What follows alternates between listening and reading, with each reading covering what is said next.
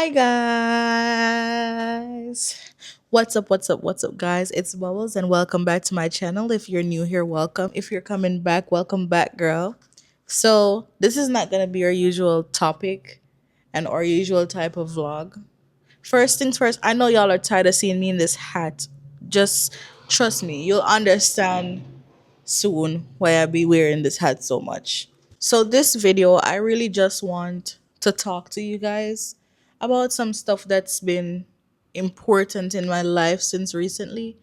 I know I haven't come on here and let you guys know that I was having trouble with my relationship with God. And recently I've found my place back or found my way back to him. So a lot of st- a lot of stuff are coming back to me, and I'm trying to relearn everything because I was going through a phase, and that phase actually made me lose my faith, which is not something I am proud to admit, but it's true. I feel like this time around is way different because I have never, and backstory, I grew up going to church. I lived beside the church. So church was not a problem for me. That's what I grew up learning. My grandma was an evangelist. My aunt's husband was the pastor. The church was literally, I could stay from my bedroom and be at church. That's how close church was. I was never far from God. But at some point, so many different suggestions and understandings and religions and everything started to combine. And it's like, what route do I go or who do I believe in? Like, we know there's a God, but like, do we stick to Christianity? Do we stick to like our religion's even real? Is it a way to control our minds? It was a bunch of things going round and round in my head. And I was going through a phase where things were really not working out in my favor. Not only that, but like it's like everything that I prayed for was nothing moving towards it. And I got frustrated because I was like, okay, I see you do it for everybody else, but I've been praying and I've been worshiping, I've been loyal, and then nothing for me. So what is it? What's the problem? That was my thought process. And now that I'm saying it back, that kind of really sounds a little it not a it does sound selfish because it's like I just want him to do stuff for me. Like, are you worshiping him just to get something done in return? Like, that's not genuine. And at the time, I honestly didn't feel like it was not genuine until I'm at the phase where I'm at now, where I like I feel so much better. I understand everything a little bit more. Like, things are so much clearer, and I don't even know how to explain it. But it all started like about a month or two ago. No matter what, I always try to pray. Even when I'm mad, even when my faith was low, I always prayed. I might not have prayed how I was supposed to, but I always prayed. While praying, I got the message, okay, you need to get a Bible. Trust me, I was determined that I'm not reading a Bible because the Bible is just, to me, it was a way for them to control you or tell you what to do. And at the end of the day, the Bible is written by men. How can I trust something written by men that they got the correct message from God to write what they wrote inside the Bible?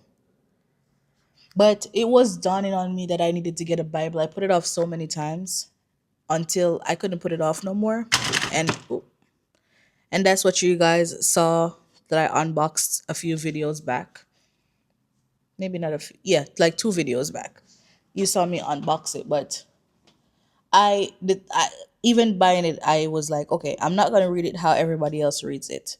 I'm going to read it from the front to the back like a storybook, so I can get the understanding of the story of everything that happened.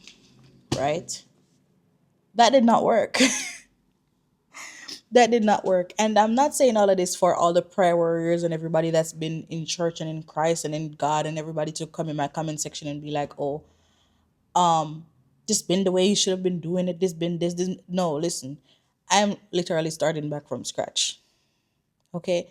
and I want to do it how God guides me to do it. I don't want to do it how everybody else is doing it.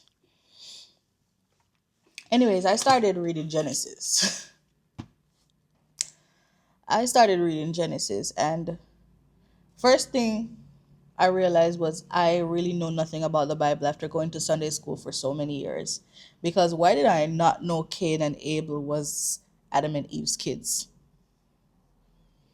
Like, that made me feel so late. Like, how did I miss that part completely?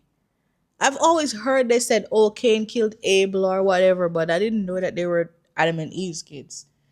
So they were like the first generation of kids. Listen, anyways, I finished that part. I didn't even get to finish Genesis because I kept getting led to Job, and every time I Job's story. Hold on.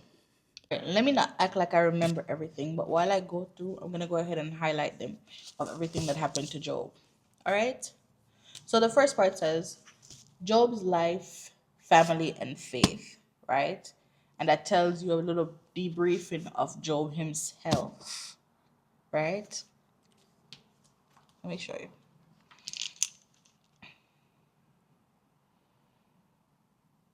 All right, here we go.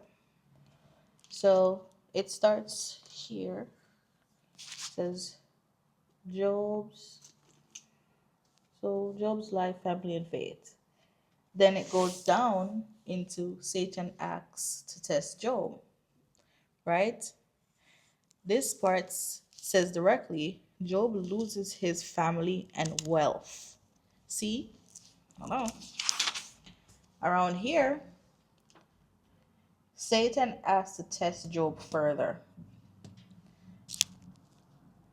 So that's when he gave him all the swords. Job loses his health. Oh, what is this thing moving like that? Job loses his health, right? Three friends mourn with him in silence because they didn't know what to say. There's nothing that they could say to comfort Job. They were like, see, the cursed God, Job curses the day he was born, right?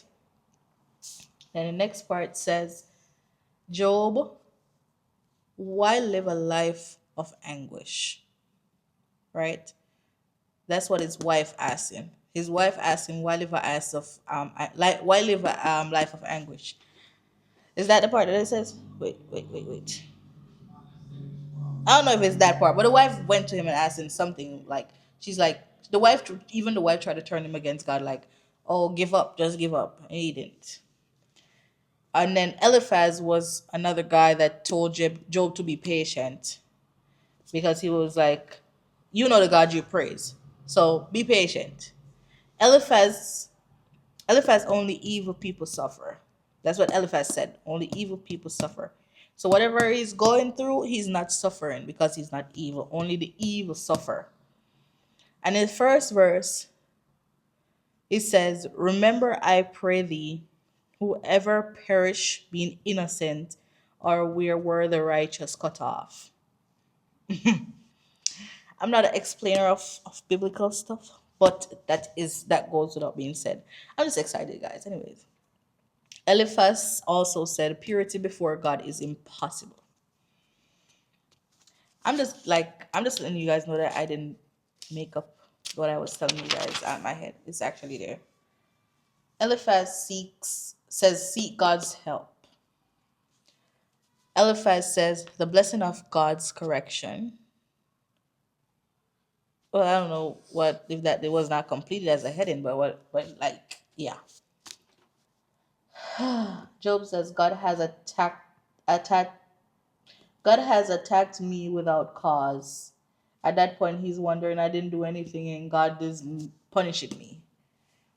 Job, I desire the comfort of death. At this point, he was overwhelmed with all the pain and everything that he has lost and everything he was going through. He just wanted to die. In this part, it says, Job said, you are treating me unkindly. Right? He still didn't curse God or cuss God. He was like, he's like, oh, you're just not treating me God, good God. He said, my soul is weary of my life. This man was begging to die because he was in so much pain. Zophar said God can do as he pleases. Zophar continues to say, confess your sin and be forgiven, because they all think he did something wrong, hence why God is punishing him. Job said, you have no wisdom. Right? Down here, Job says, wisdom comes from God. Job, um, through God slay me, I will trust him. Then, God, please hear me.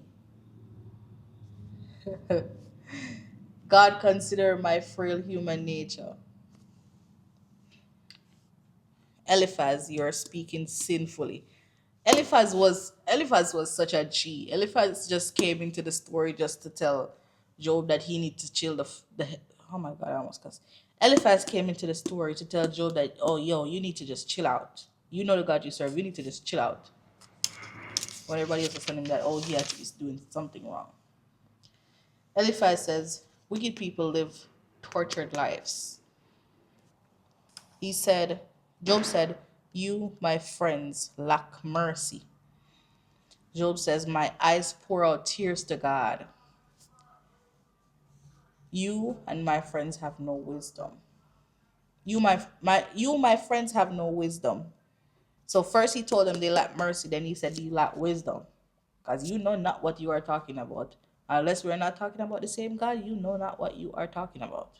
Bildad said, when will you stop talking? Because at this point, just shut up because you're not make no sense.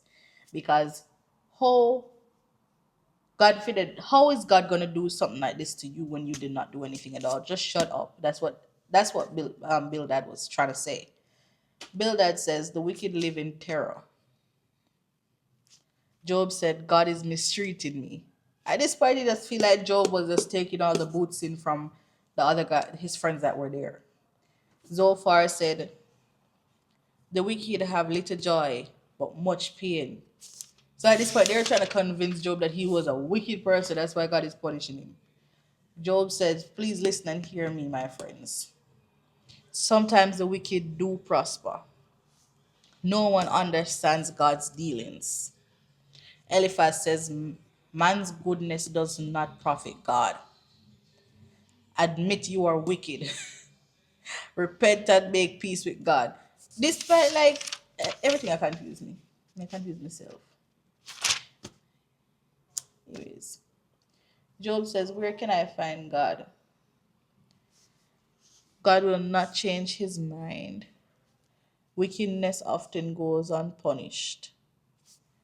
He says, Bildad says, no one is justified before God. Job says, your advice is useless. So just like how I felt confused a second ago with everything, even though I know the story, reading it like this instead of going into it in depth was kind of making me confused. That's exactly what Job's friends were doing, confusing him, right? But Job knew exactly what he was doing. Job, God's power is infinite and unsearchable.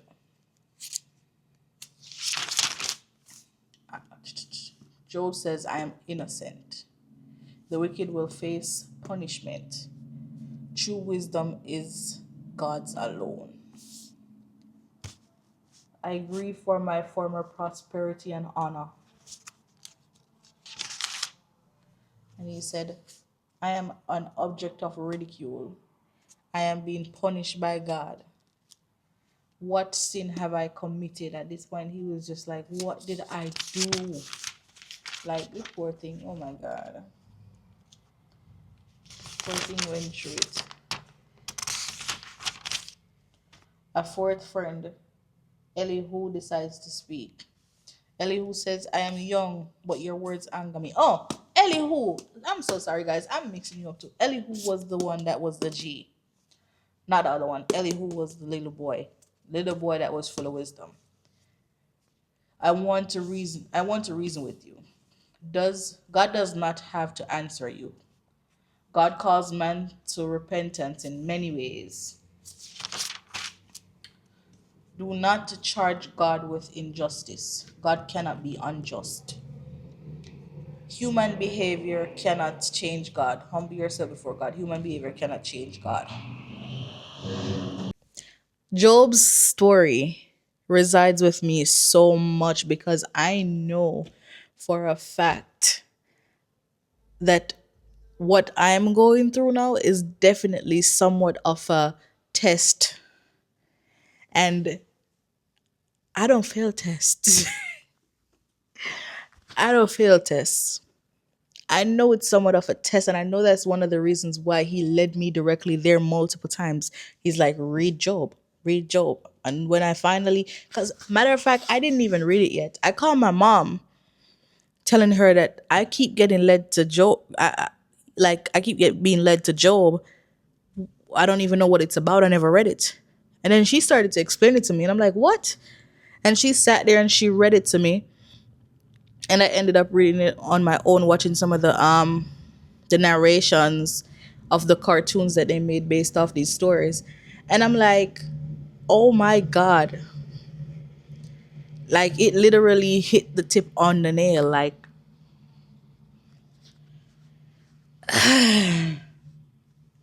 so, all right. So, for those who don't know, so Job was being tested. Job, God and Satan had a deal in heaven because Job was one of the most faithful men. So Satan was like, "Oh, God, you bragging about that man is faithful. Take away all the good stuff that he has and see if he's still faithful." Like he's literally like destroy his life and let's see if he's faithful. Let's watch his faithfulness drop with all the stuff that you have blessed him with. So God agreed with Satan and they made the deal, and Satan took everything from him. He destroyed his house, fell on his family. So he lost his family, he lost his house, he had a lot of like livestock or animals and stuff. He lost all of those. Then that wasn't enough. Satan was like, "Oh, he's still being faithful." Like I'm not saying it quote for quote. I'm just summarizing it. And then Satan was like, "Oh, he's still faithful. I want to do more." And then God was like, "Okay, go ahead, but just spare his life. Like, don't kill him. Do what you got to do. Just don't kill him." And Satan gave him these sores all over his body that were like oozing and leaking and painful. So he was constantly in agonizing pain 24/7. There was no breaks. Oh my God. And through it all, Job still did not curse the Lord.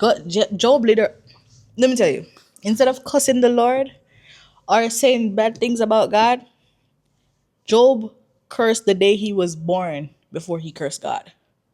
Okay?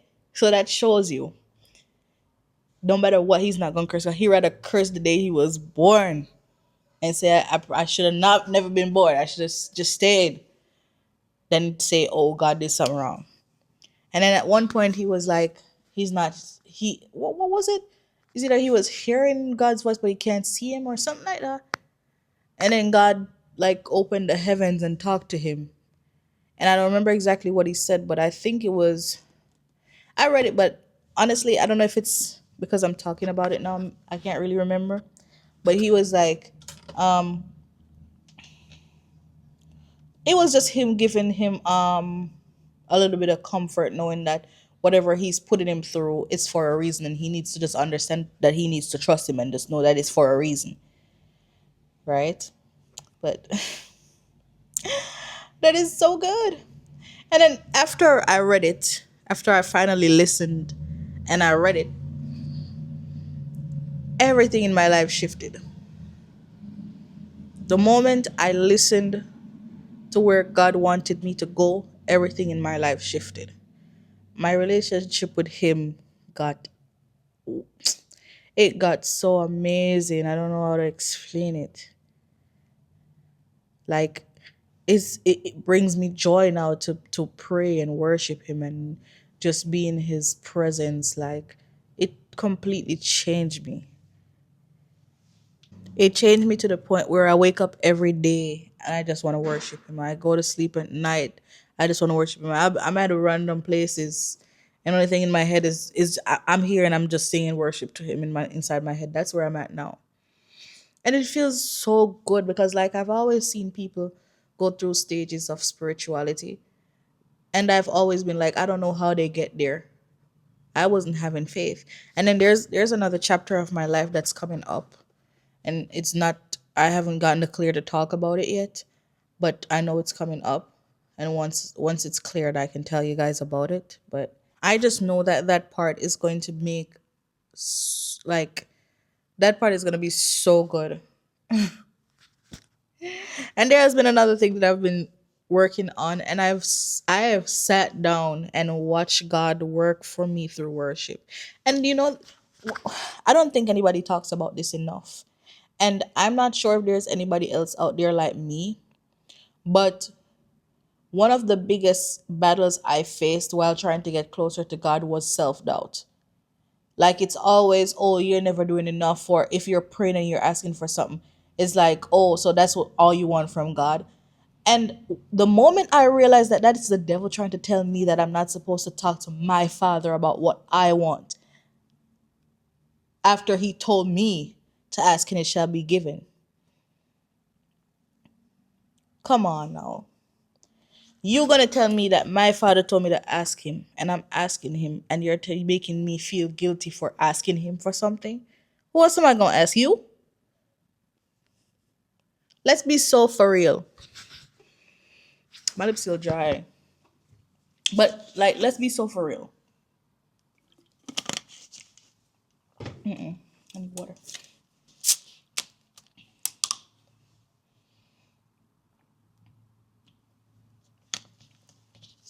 Let's be so for real. See, the moment I lost that self doubt, and every time I get that voice in my head that says, "Don't ask for that," or that's like, "Don't pray for that because you're sounding selfish," and or you're praying for something, you're praying to be better in life, and it's like something inside your head is telling you that you're asking for too much because there's persons out there that's worse than you. Don't get me wrong, there are persons out there that's worse than you, but that's also self-doubt. The devil doesn't want you to elevate. And at the end of the day, what else are you on earth to do? You are not on earth to stay the same way for the rest of your life. So praying and asking God to elevate you is not a bad thing. That's actually showing him that you trust in him enough to bring your life to a different level than where it is. Sorry, to bring your life to a different level than where it is. And like the devil tries so hard to fight against that. Hence why it brought me to Job. And that's the message I got from Job. I'm not saying my way is the correct way or my interpretation is the only interpretation that's out there or should be out there. But to me, that's what the message of Job is teaching you. Like in my day to day now, it's how the devil is trying to be like, oh, you're greedy in my head, but I know the God that I serve. So it's like you're trying to throw tests at me so I can lose my faith again by using ways that you know that I'm going to be like, oh, okay, I don't want, because I never want to come off as selfish. I always try to put people before me. So you know my weaknesses and you try to dwell on that and use them against me, right? No. The more I understand is that's the same thing with Job. All the pressure, all the pain, all the sorrow that he put him through, just to see that he still had faith in him. So even though Satan is trying to turn our minds against doing stuff that God already promised us, because he literally, everything that he's doing for us in our lives, he already promised it to us. Long before now, he already promised it to us. And in Job, how Job ended was when God gave Job, because he lost 7 kids. I think it's 7, if I'm not wrong. He lost 7 kids, and he got 7 kids.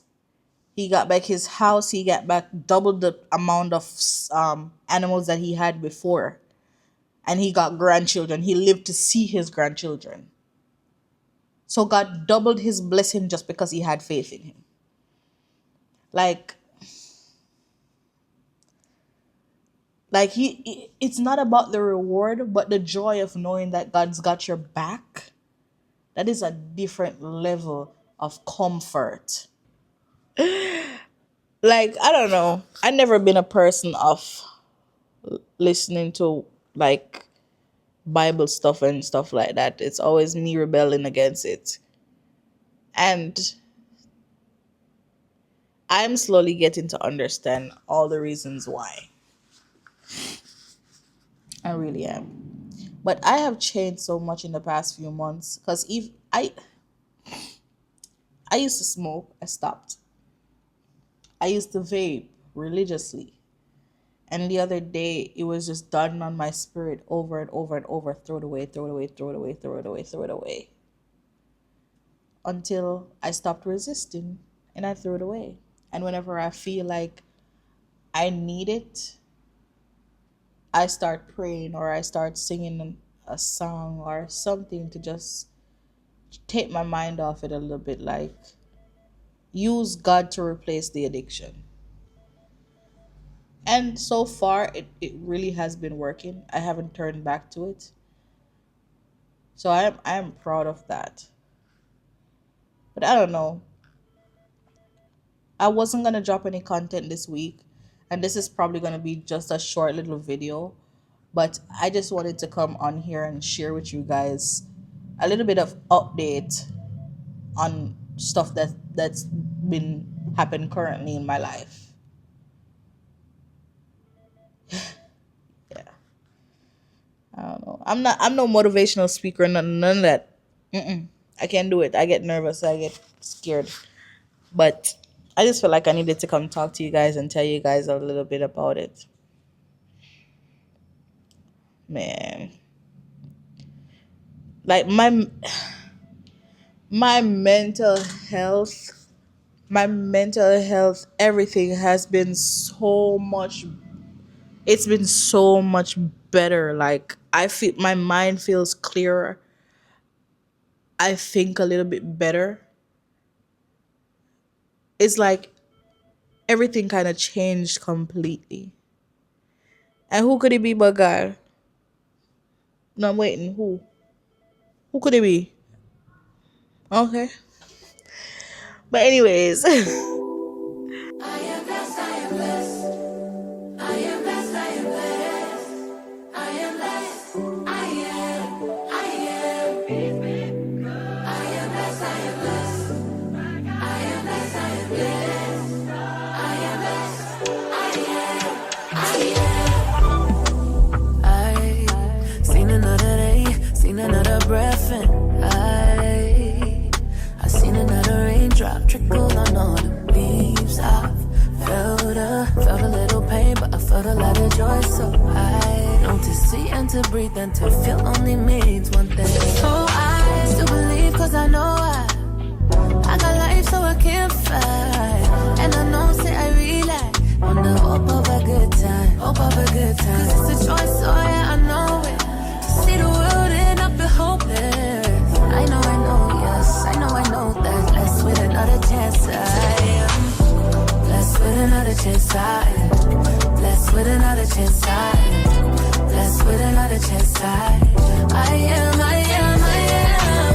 Blessed with another chance, I am. I'm blessed with another chance, I am. Blessed with another chance, I am.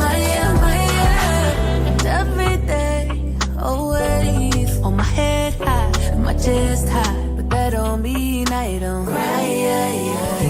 Feel like la la la la. My enemies, I'ma say bye bye. Energy feeling like I can't fly. I know he loves me, that's why. So I still believe, cause I know I got life, so I can't fight. And I know, say I realize on the hope a good time. It's a choice, oh yeah, I know it. To see the world and I feel hopeless. I know, yes, I know that. Blessed with another chance, I am. Blessed with another chance, I am. Blessed with another chance, I am. Blessed with another chance, I am. Blessed with another chance, I am. Blessed with another chance, I am. Blessed with another chance, I am.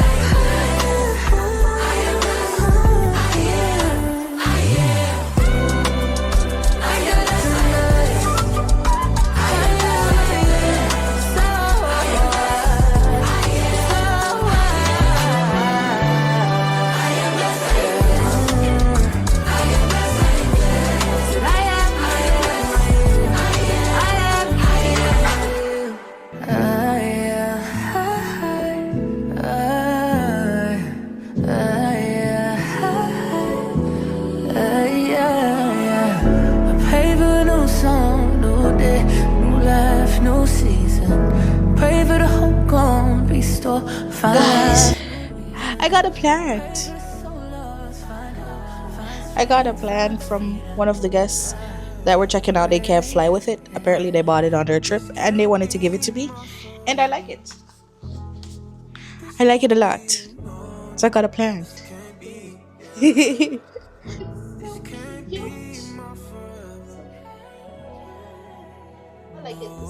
So next week we'll be back to regular proceedings. I'll do my weekly vlog. I think I'm dropping a weekly vlog. I think I'm dropping a weekly vlog for next week. There's so much new things coming in that are in place. Like they're slowly coming into position.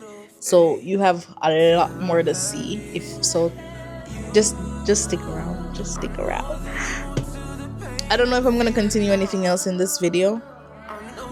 So if I don't, thank you guys for watching. I will have we go back to regular proceedings next week. Anyways, thank you guys for watching and I'll see you on another video. So hard to see it now, but I'll be